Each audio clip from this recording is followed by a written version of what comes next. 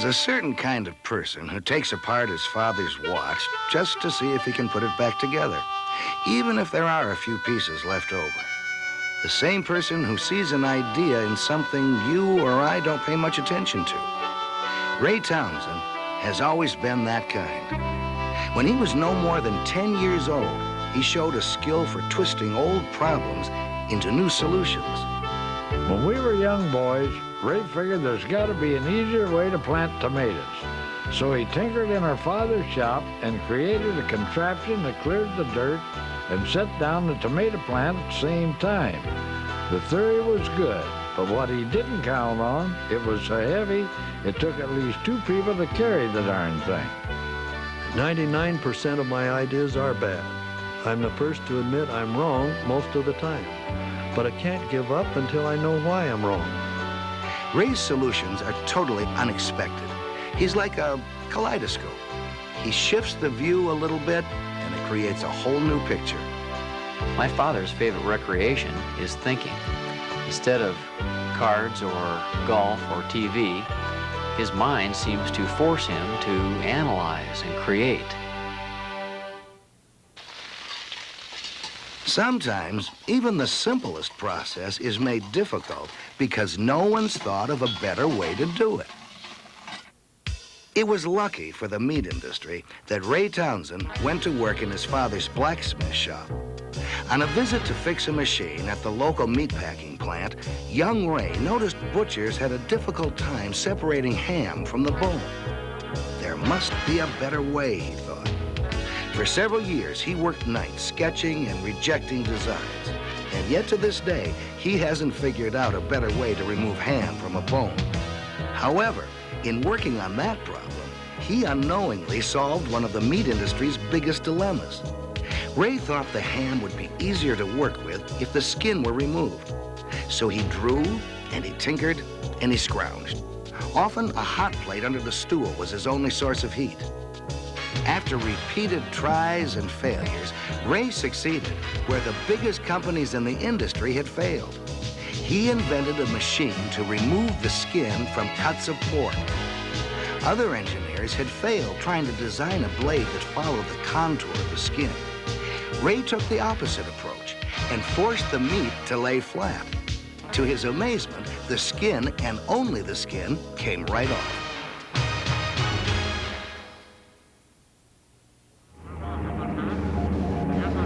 The meat industry was only one audience in need of Ray Townsend's new invention. World War II reconnaissance experts were in short supply of a vital ingredient used to make film. The ingredient was pigskin. Pigskin, when processed, forms of gelatin used to make photographic film.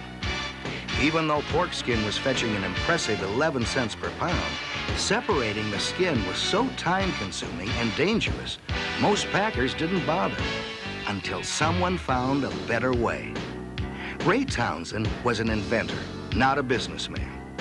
His marketing plan consisted of driving to Chicago and looking up the first meat packer in the Yellow Pages. "I won't charge you a thing," he told the people at Armour, "if you'll just test my new product."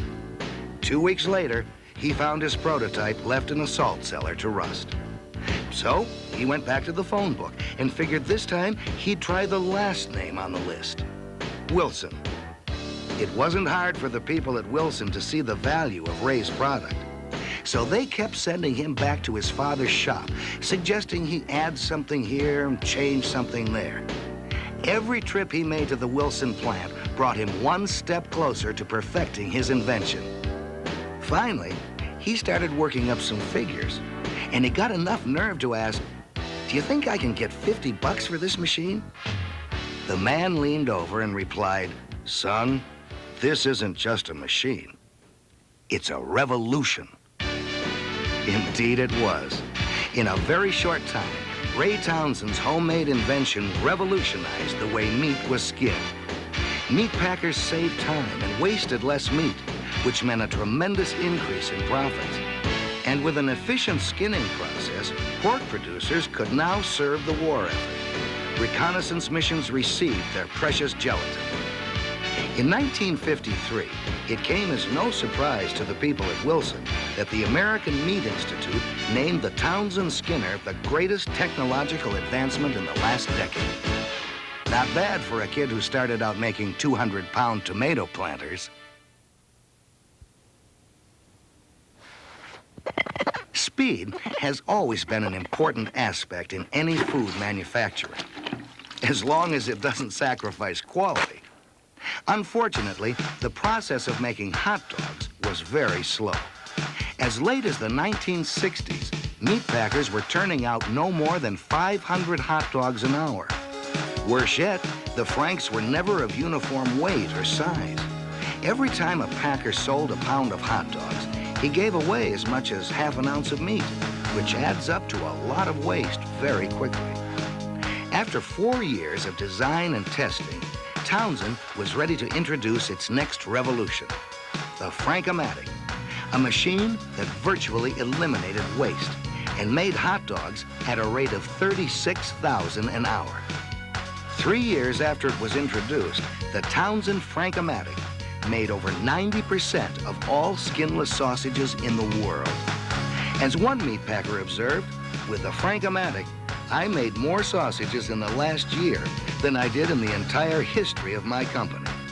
In 1974, it happened again. This time, it was the cumbersome process of curing and flavoring pork bellies that captured Townsend's curiosity. Pork had to be soaked in a brine solution before it could be processed into what we know as bacon. Now, this required a lot of space and time, and even then, the curing solution was poorly distributed. Again, Ray and his team of engineers were able to find a better way. Using 175 hollow needles, the Townsend injector distributed precise levels of cure evenly throughout the product. Once again, the meat industry raced to buy the newest Townsend invention. Within 2 years, 80% of the entire meat industry had Townsend injectors in their plants. Today, Townsend products are used in 85 countries, from Brazil to the Soviet Union to the People's Republic of China.